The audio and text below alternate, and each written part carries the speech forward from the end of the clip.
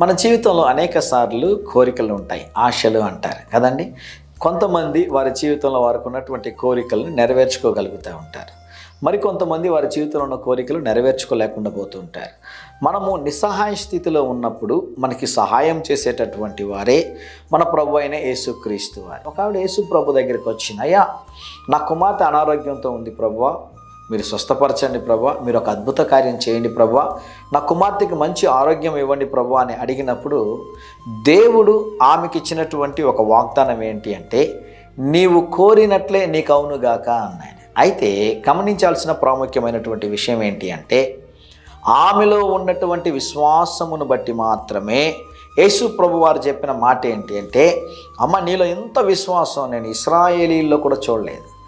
నీలో ఉన్నటువంటి విశ్వాసాన్ని బట్టి నేనేమంటున్నాను తెలుసా, నువ్వు కోరినట్లే నీకు జరుగునుగాక. మీరు విశ్వాసముతో మీరు ప్రార్థన చేసేటప్పుడు వేటి కొరకైతే ప్రార్థిస్తున్నారో అవి పొంది ఉన్నారని మీరు నమ్మినట్లయితే వాటిని పొందుకుంటారని వాక్యంలో రాయబడింది. మరొక మాట ఉంటుంది, ఆవగింజంత విశ్వాసంతో ప్రార్థన చేస్తే కొండలను మీరు పెకలించగలరు కదండి. నమ్ముట నీ వలనైతే నమ్మువానికి సమస్తము సాధ్యం.